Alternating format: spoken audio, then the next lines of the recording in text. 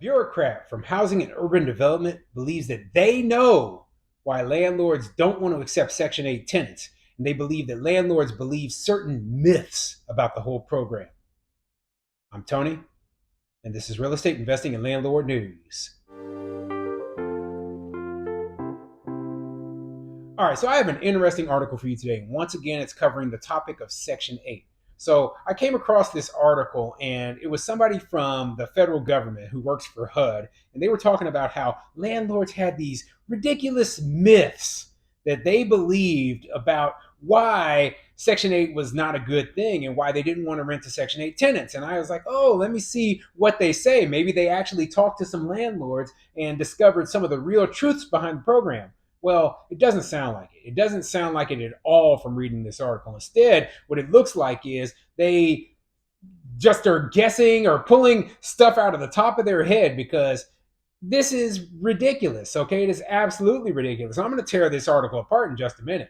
So before I get into the article, go ahead, hit the like and subscribe button, maybe leave a comment down below and let me know what you think. What do you think of the Section 8 program? What are the true reasons, if you don't participate in it, why you don't like the Section 8 program? Okay, I'm just curious. I've asked this comment or this question many times before, and people have put great comments in the comments section. And you know what? I like to hear the perspective of other landlords. Okay, and I do want to say I am being a lot more active in the comment section lately. I apologize for being so busy in the past that I wasn't able to participate in the comment section enough and answer a lot of questions and give you my thoughts on other parts of the subject. But man, I am working a full-time job. I'm trying to do the real estate thing and I'm running marathons. So, I'm a very, very busy person, but I'm trying to get a lot better about that. So anyway, let's get into this article and see what it says. This article is coming from the kansasreflector.com, and it says, opinion: why renting to subsidized tenants is good business for Kansas and every state. So yeah, I think he's trying to convince us that we need to rent to Section 8 tenants. Now, I have no problem if other landlords don't want to participate in the program. I don't actually think that the program is a good thing, the long term to be dependent on it. But you know what? If you don't want to participate, there is no reason why you should not. Okay, so anyway, let's get into it. Across the Great Plains states of Iowa, Kansas, Missouri, and Nebraska, nearly 79,000 households have a federal housing choice voucher and have successfully used it to find a home. That's a good thing. Why? Vouchers provide mobility and choice. They lift families out of poverty and into safe, affordable housing. They assist some of the most vulnerable among us, often seniors, people with disabilities, or single parents making minimum wage.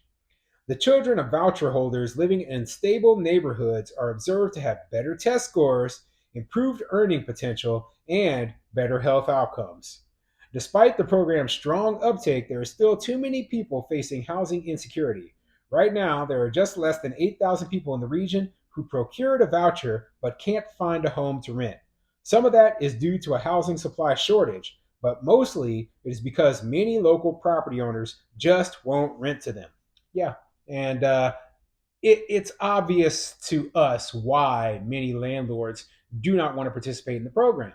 And I will say probably the biggest reason that I have heard from other landlords, and I talk to a lot of landlords, and I am one, is that you have to jump through all these hoops when you don't have to jump through all those hoops if you just put a different tenant in there. Okay, so if let's say you have two tenants, okay, you have one that's on a Section 8 voucher and you have another one who is just paying you out of their regular salary they get from their job. Well, if you get the tenant with the Section 8 voucher, there's going to be a delay, first of all, in the time period before you're able to actually get that tenant into your property. There's going to be a delay before you get any payments. You're going to have to get inspections, etc. And then, if there's anything the inspectors find that say that you have to fix, you have to get those things fixed before the tenant's able to move in. So there's a lot more hoops you have to jump through. And it could very well be a month, or in my case, it was about 6 weeks before I got my first payment from the housing authority over in Kansas City area where I have my Section 8 tenant. Okay, so it was about 6 weeks after I filled out the paperwork and everything was said and done before I got that first payment. So versus if I put a tenant in there who is not Section 8, well, the tenant moves in 2 weeks and I got, the security deposit as well as the first month's rent like that. Okay. So so you do the math, right? I've lost a month of rent already just by waiting around for the housing authority, or I've got the tenant right up in there, and the tenant didn't require an inspection. The tenant didn't require any extra hoops to jump through. It was super easy. So just from it being harder and taking longer alone discourages a huge number of landlords from even wanting to deal with it. Not to mention the fact that I had to do repairs. Okay, I had to do repairs that cost me over $1,000 before the tenant was able to move in. See, this is the problem right there, right? If a landlord has to go through all that versus just renting the place out and just having somebody in there, well, a lot of landlords don't want to do it. But let me continue. What can be done to change that? First, let's clarify how vouchers work. I'm going to skip this part here, right? I want to get down to the myths, okay? So, the myths that they say a lot of landlords have about the program, because it's interesting. It kind of goes into what tenant advocates and what government bureaucrats believe are the true reasons why landlords aren't participating. And it's interesting. Here are some of the more common reasons property owners and managers deny applications from voucher holders, despite the larger upside of renting to them. I can't charge them the same rent as I would others. The reality is, landlords can charge the full rent no matter who the tenant is. Of course, the local housing authority must determine the proposed rent is reasonable based on the cost of average units in the area and not higher than those with similar amenities. But people obviously don't want to overpay for their housing, nor should they, just because they are subsidized.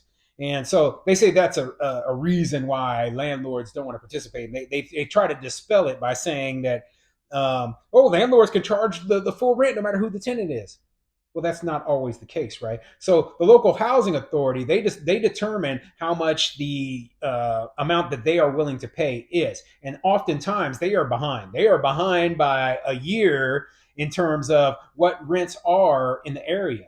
So the other landlords could be charging $1,800 a month, and HUD could be saying, or the housing authority could be saying, "Oh, well, we'll only pay $1,600 a month for this place."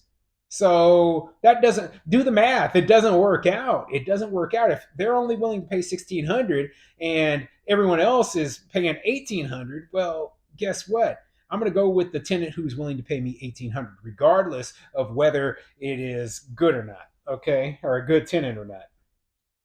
So the next myth they claim here is these tenants will be a nuisance and damage my property.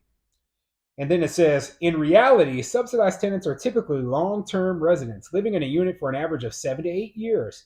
They're often elderly or families with disabilities. They are generally good tenants, indiscernible from any other tenant. A serious violation of their lease might mean tenants are not only evicted from their rental unit, but lose their voucher altogether. If that isn't persuasive enough, property owners may seek to recover a portion of tenant damages from a public housing authority under eligible circumstances. That protection doesn't come with non-voucher holders. Well, they say that the tenants are, not a nuisance and don't damage property, but people's personal experience says otherwise. And, I think there's a reason for that. The reason is that the majority of the people who have these vouchers are lower income people. And when you're dealing with super low income tenants, right, you're going to have more nuisance problems and more property damage issues than you will with people who have higher or middle income. When you have higher income people who might be middle class. So, just giving you an example, if I have a house, right, a nice home in a nice suburban neighborhood, and the family who's living there, they have a household income of $70,000 per year, right? Well, those people are going to take better care of my property than a tenant who makes 15 grand a year but has a voucher. Okay, why? Because the people who make 70 grand a year, they might have good credit, they take better care of their stuff. Just, I mean, I'm not saying this is always the case, right? But in general, people with higher incomes are less of a nuisance and cause less property damage. And no, every landlord knows this. Every single one of them. It's not something that people usually say out loud, right? But it's the truth. So when you're dealing with these Section 8 tenants, a lot of them are super, super low income, and that's where you start getting problems. I don't like renting my property out to people who are super duper low income. Oh man. I'll never be able to evict them if they violate the lease. Voucher tenants can be evicted lawfully just like any other renter. However, when issuing the voucher, both the Housing Authority and HUD make it clear to voucher holders that they are subject to all applicable landlord tenant laws, just like non voucher holders. Yeah, and they are. And at least in the Midwest, in the states that they're talking about here, you can still remove them through the regular process. Now, I believe you do have to notify the housing authority beforehand before you can actually go through the eviction process. And now, this is this is not an issue in the Midwest, right? However, this can be an issue in other states where eviction protections are much, much stronger. It can be a lot more difficult to remove those tenants. So, that might be, especially when you add in the fact that these people are tearing your property apart in some cases.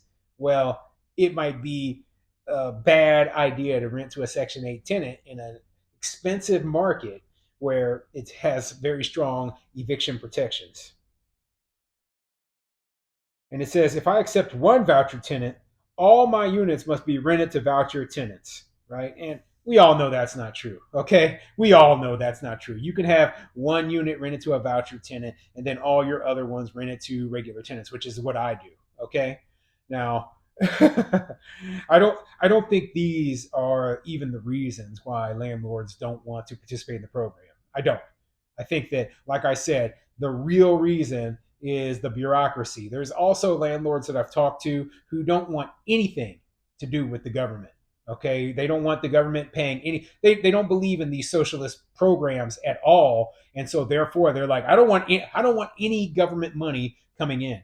Now, there's also the fact that a lot of the times they talk about, well, you're going to get this guaranteed money, right? Well, Section 8 tenants, they usually have to pay some portion of the rent. I believe it's 30% in the case of my tenants, right? So they have to pay their portion, their 30% of the monthly rent.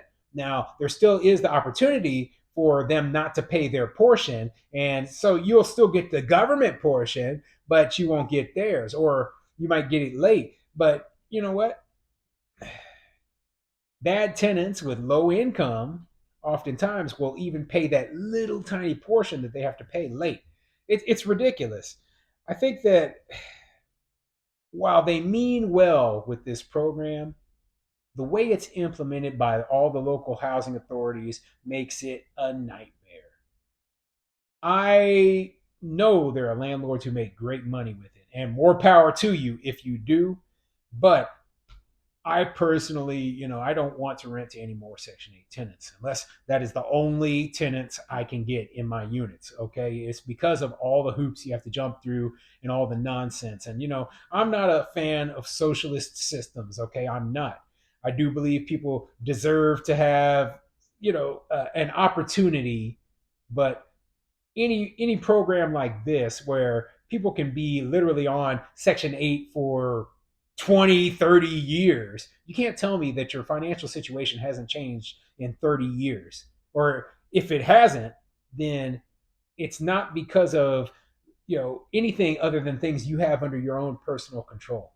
That's my opinion. I know I'm one of those people. So if you don't agree with me, whatever, put a comment down in the comment section and let me know what you think.